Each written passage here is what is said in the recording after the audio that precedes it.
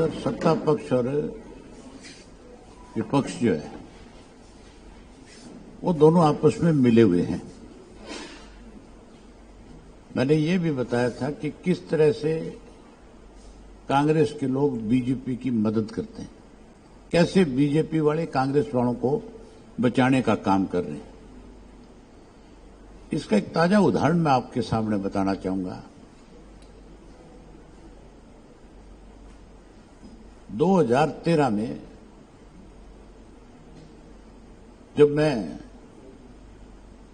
हमारी पार्टी विपक्ष में थी, कांग्रेस सत्ता में थी, उस वक्त हमने प्रदेश के अंदर सरकार के खिलाफ सरकार कैसे भ्रष्टाचार को बढ़ावा देती है, कैसे लोगों से पैसा ऐंठती है और किस तरह से आपके ये जो अलग अलग लाइसेंस जो इशू होते हैं हुड्डा के और दूसरे डिपार्टमेंट के, वो कैसे उनको उन्होंने सेल किया, इसके बारे में खुल करके उस वक्त 2013 में हमने खुलासा किया और 6 विधायकों को, जो कांग्रेस के विधायक थे, उन 6 की हमने एक सीडी तैयार करी अलग अलग,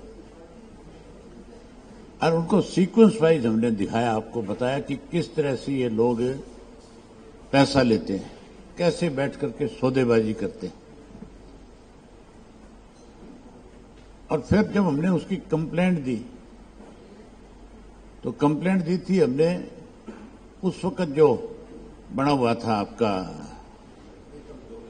लोकायुक्त, उसके सामने कंप्लेंट करी, क्योंकि सरकार कांग्रेस की थी, कांग्रेस तो उस पर कोई कार्रवाई कर ही नहीं रही थी।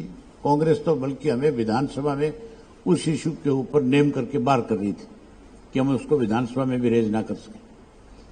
लेकिन हमने लोकायुक्त को जाकर शिकायत करी, उस पर नोटिस हो गए। उसके बाद इलेक्शन हो गया, इलेक्शन में भाजपा सत्ता में आ गई, मनोहर लाल खट्टर मुख्यमंत्री बन गए और वो खुल करके ये कहते थे कि मैं तो भ्रष्टाचार खत्म करूंगा। लेकिन उन्हीं की टीम में एक ऐसा एमएलए जिसके खिलाफ उस सीडी कांड में जो शामिल था, बीजेपी की टिकट पे एमएलए बन गया हांसी से विनोद भाणा। तो जब विनोद भाणा एमएलए बन गया उनका, तो फिर उन्होंने उससे सारे इशू को दबा दिया कि इसमें कहीं ना कहीं तुम्हारा एमएलए भी सम्मिलित पाया जाएगा। जो बीजेपी ये कह रही थी कि हम भ्रष्टाचार के खिलाफ हैं, उसने आज 13 साल हो गए उन बातों को, 12 साल हो गए, उस सारे इशू को दबा करके रखा। और कांग्रेस पार्टी ने आज फिर ये दोबारा साबित कर दिया, कांग्रेस का अध्यक्ष राव नरेंद्र को बना करके, कि उनके लिए भ्रष्टाचार करने वाला व्यक्ति कोई मायने नहीं रखता। उनके राज में इस बात की छूट थी कि तुम दोनों हाथों से प्रदेश को लूटो, अपनी जेब भरो, हमारे तक पैसा पहुंचाओ और लोगों को चाहे किसी भी परेशानी का सामना करना पड़े, उससे आपको कोई तकलीफ ना हो। आज फिर ये साबित हो गया, अगर बीजेपी ये कहती है कि हम भ्रष्टाचार करने वाले लोगों के खिलाफ सख्त कार्रवाई करेंगे, तो ये जो 6 लोगों के खिलाफ हमने सीडी दी थी, जिसमें आज कोर्ट ने संज्ञान लिया है, रतियावाड़ा जो एमएलए मौके का, उसके खिलाफ डिस्ट्रिक्ट कोर्ट ने संज्ञान लिया, तो इनको तुरंत इसके लिए एक एसआईटी गठित करनी चाहिए और इन 6 लोगों के खिलाफ, जिनके खिलाफ हमने सीडी जारी करी थी, उनके खिलाफ नए सिरे से इंक्वायरी करके और उसमें आगे बढ़ना चाहिए। अगर बीजेपी ईमानदारी से काम करेगी तो फिर तो हम ये मान सकते हैं कि बीजेपी भ्रष्टाचार के खिलाफ है, और अगर इसमें कुछ नहीं करती तो फिर इसका मतलब सीधा सा ये है कि भाजपा वाले कांग्रेस वालों को बचाना चाहते हैं। आपस में अगर मिले हुए ना होते तो फिर अब तक कार्रवाई होती कि नहीं होती? आज हमने भाजपा को, सरकार को पिछले दिनों मैंने खुल करके कहा था कि या तो 15 दिन के अंदर अंदर किसान के खेत में जो पानी खड़ा है बारिश की वजह से, जो फसलें खराब हुई है, उसका तुरंत मुआवजा दे दे, और अगर मुआवजा नहीं देंगे तो फिर हम उसके खिलाफ किसानों को साथ लेकर के लड़ाई लड़ेंगे और उनके साथ जब तक न्याय नहीं होगा, जब तक मुआवजा नहीं मिलेगा, पानी नहीं निकलेगा, उनकी लड़ाई को आगे बढ़ाएंगे। आज फिर दोबारा ये बात आपके माध्यम से सरकार को कहना चाहता हूं कि 15 तारीख डेडलाइन है हमारी। 15 तक या तो किसान के खेत का पानी निकाल दो और मुआवजा दे दो, नहीं अगर पानी नहीं निकालोगे, मुआवजा अगर नहीं दोगे तो फिर आगे इस चीज का जो भी कोई, हम अपनी तरफ से ये चेतावनी देते हैं कि आगे अगर इसमें कुछ भी होगा उसके लिए सरकार जिम्मेवार होगी पूर्ण रूप से। फिर चाहे हमें किसी भी हद तक आगे बढ़ना पड़े, फिर हम पीछे नहीं हटेंगे, आगे बढ़ेंगे और उसके लिए पूर्ण रूप से सरकार जिम्मेवार हो जाएगी। 7 तारीख को अपने प्रदेश कार्यकारिणी की बैठक बुलाई है रोहतक के अंदर। हम अपने पार्टी के सभी जो प्रदेश के कार्यकारिणी के सदस्य हैं उन सबका आभार व्यक्त करेंगे कि उन्होंने सम्मान दिवस के लिए जो जो जिम्मेवारी लगाई उसको निभाने का काम किया और आगे कैसे और संगठन को मजबूत किया जाए, संगठन में और नए लोगों को कैसे जोड़ा जाए, उन सब बातों पे भी चर्चा करेंगे। और उसके साथ साथ 3-4 इस किस्म के प्रस्ताव भी लेकर के आएंगे, कानून व्यवस्था पे लेकर के आएंगे। ये जो पानी की वजह से, बारिश की वजह से नुकसान हुआ इसके ऊपर भी, और अन्य जो और कई मामले इस तरह के उन सब पे चर्चा करेंगे। आज तो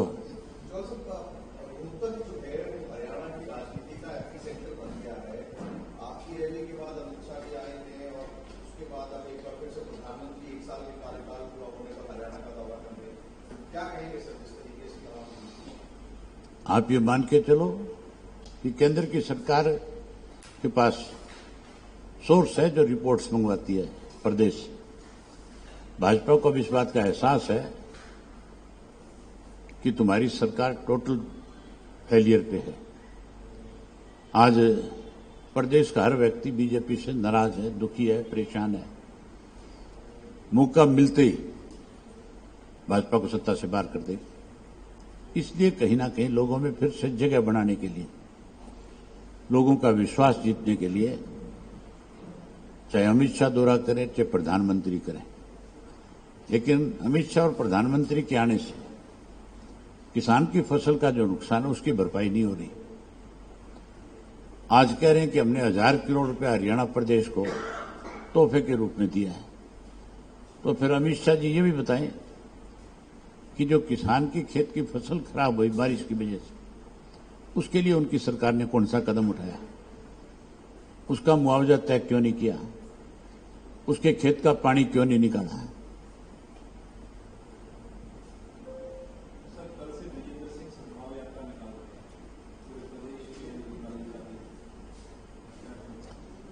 इसका मतलब कांग्रेस में बड़ा विवाद है कि सद्भावना की जरूरत पड़ गई कांग्रेस को।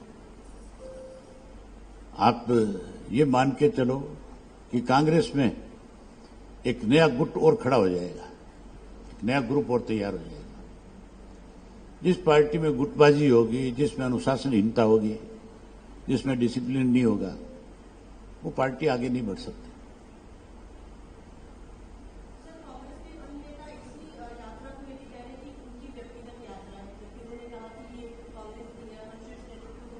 फिर कांग्रेस के बैनर की जरूरत क्यों पड़ी? अगर व्यक्तिगत है तो फिर कांग्रेस का बैनर क्यों यूज करें?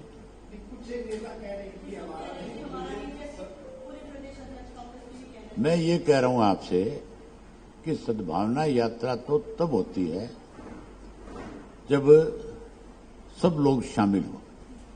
यहां तो अलग अलग ग्रुप है। कांग्रेस का जो पहला अध्यक्ष था जो पहले दिन ये कह रहा था कि हम इस यात्रा से दूरी बना करके रखेंगे, उसका तो मामला ठीक हो गया कि नहीं हो गया? इस यात्रा के पीछे क्या रीजन है वो उनसे आप पूछो, वो बताएंगे।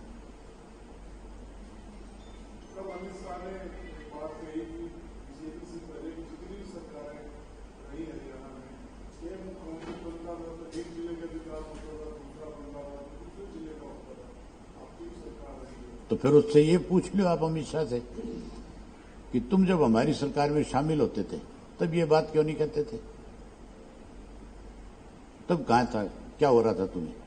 तब तो तुम्हारा नामो निशान ही नहीं था। आरोप लगाने से पहले सोचना चाहिए। अमित शाह छोटे पद पे नहीं है, बड़े पद पे है। उसको कोई भी बात कहने से पहले जरूर ये सोचना चाहिए कि क्या कह रहे हो आप और किसके बारे में कह रहे हो। सर, इससे पहले एक गांव बदल की जो वीडियो उठाई गई लोगों की तरफ से, तो उनका इस पर ध्यान था कि एडिटेड है। और 2016 में हम कोर्ट में गए थे तो 9 साल तक इन लोगों का कोई भी नहीं था या कोई भी पक्षकार उसको न जवाब देने आया न कोई अपना उसमें कोई नोटिस नहीं और सब झूठ बोल रहा है। मतलब आप अध्यक्ष बने नहीं उससे पहले झूठ बोलना शुरू कर दिया। मैं तभी तो आज ये बात कह रहा हूं कि बीजेपी अगर ईमानदारी से भ्रष्टाचार करने वाले लोगों के खिलाफ कार्रवाई करना चाहती है तो इससे बड़ा और कुछ नहीं हो सकता कि इसमें एसआईटी गठित करे तुरंत और इनके खिलाफ नए सिरे से इंक्वायरी करे।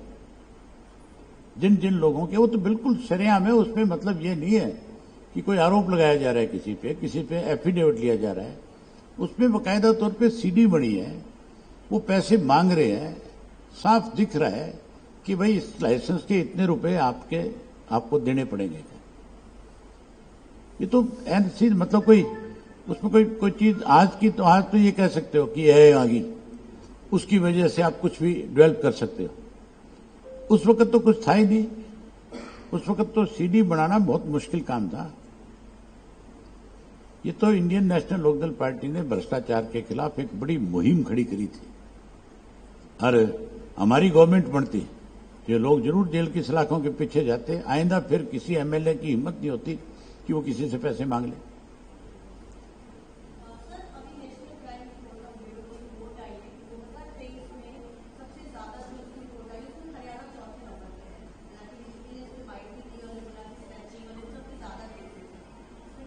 किस चीज में?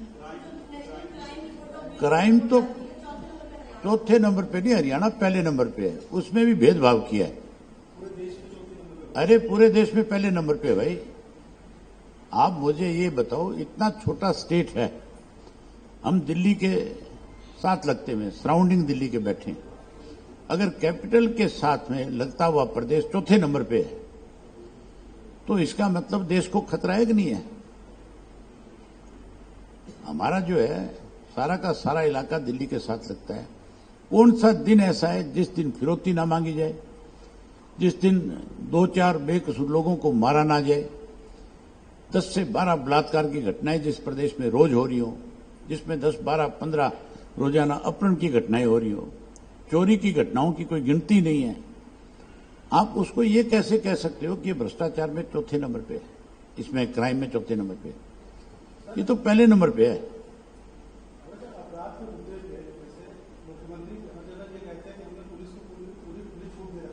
उससे पूछो तुम 10 साल काम भर गए थे?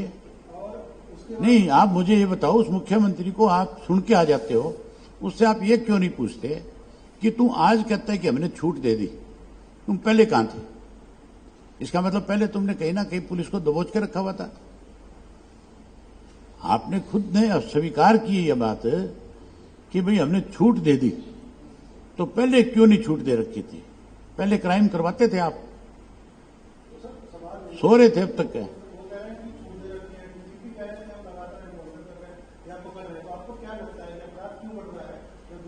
अपराध इसलिए बढ़ रहा है कि सरकार के लोग शामिल हैं, सरकार का संरक्षण है अपराधियों को।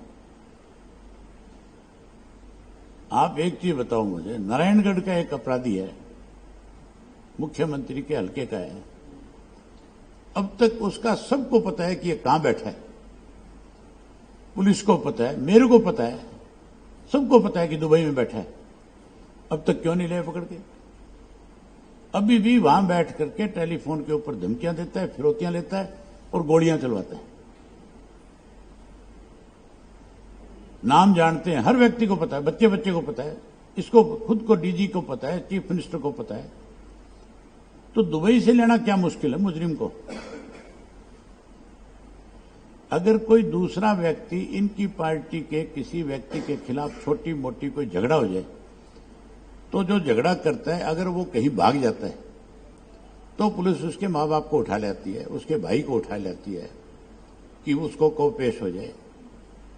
तो फिर उसको पेश क्यों नहीं कराया जा रहा? पेश होना चाहिए कि नहीं होना चाहिए अपराधी?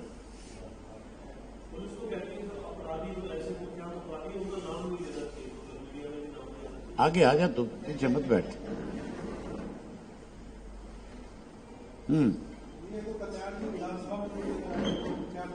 क्या कहती है पुलिस? क्यों नहीं ठीक है? डरते हो तुम लोग का? इसका मतलब अपराधियों का भय तुम्हारे अंदर भी है। नाम क्यों नहीं लेना चाहिए? जब एक आदमी टेलीफोन करके कहता है मैं फला आदमी बोल रहा हूं और मैं तेरे से फिरौती कितने पैसे मांग रहा हूं, अगर वो अपना नाम बता करके धमकी दे रहा है, डरा रहा है, तो फिर पुलिस उसके नाम से क्यों घबराती है? क्यों नहीं करे? बताना चाहिए खुल करके कि ये लोग अपराधी हैं, ताकि उनके खिलाफ कार्रवाई हो। अपराधियों के नाम छुपाने से कोई अपराध कम हो जाएगा?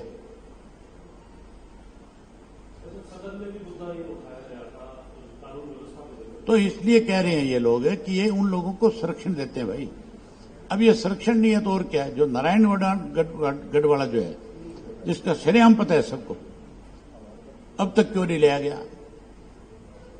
अब तक लेना चाहिए कि नहीं लेना चाहिए था पकड़ के? अगर आप कनाडा से ला सकते हो अपराधियों को पकड़ करके, तो दुबई से क्यों नहीं ला सकते? दुबई के साथ तो आपकी ट्रीटी है। दुबई तो कहती है भी ले जाओ हमारे यहां से जो भी कोई अपराधी है।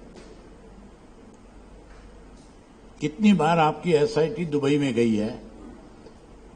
ये चीज तो मैं अब की बार हमारे एमएलए से कहूंगा कि भाई तुम अनस्टार्ट क्वेश्चन लगाओ और पूछो सरकार से कि कितनी बार एसआईटी ने कहां इंटरनेशनल लेवल के ऊपर अपराधियों को पकड़ने के लिए संपर्क किया है या वहां जाकर के आए हैं। किस किस अपराधी के लिए गए हो तो पूछेंगे सरकार से।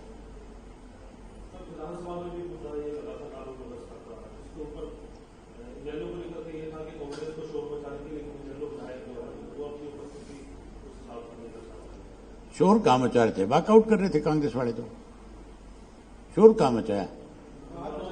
मुझे आप ये बताओ, शोर नारेबाजी करने से क्या होगा? आप मुझे ये बताओ, नारेबाजी करके हाउस को 5 बार आपने सस्पेंड करवा लिया, आपने उस इश्यू के ऊपर वॉकआउट क्यों किया? आप लड़े क्यों नहीं? आपने उदाहरण क्यों नहीं दिए? कहां कहां अपराध हुआ? किस किस अपराधी को आपने संरक्षण दिया? किस वजह से अपराध जो है? इस बात का सरकार से जवाब मांगते। जवाब मांगने की बजाय भाग्य कि नहीं भाग्य? हाउस छोड़ करके भागे। हमारे दोनों एमएलए पूरे समय तक बैठे रहे और जब मौका मिला तो उसी इशू को लेकर के उन्होंने सरकार के सामने क्वेश्चन रेज किए, सरकार को उस मामले में कटघरे में खड़ा करने का काम किया। ये तो केवल शोर मचा करके तुम्हारे अखबार की, मीडिया की खबर बना रहे थे कि हमने 5 बार हाउस सस्पेंड करा दिया। हाउस सस्पेंड कराने से और उस चीज का लोगों के सामने लोग कैसे संतुष्ट हों, लोग कैसे इस बात को माने कि हमारी आवाज कोई विधानसभा में उठा रहा है। विधानसभा में आवाज नहीं उठाई, भाग गए।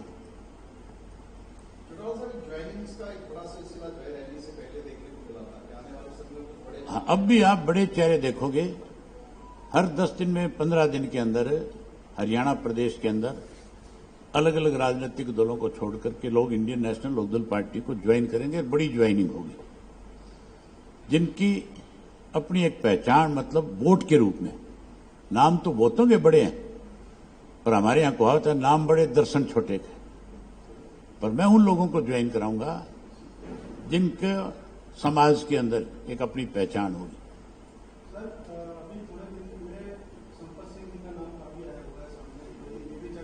ये फैसला चौधरी संपत सिंह करेंगे। चौधरी संपत सिंह हमारे आदरणीय है और चौधरी संपत सिंह का और हमारा आज का रिश्ता नहीं है। आप जब पैदा नहीं हुए उससे पहले के रिश्ते हैं।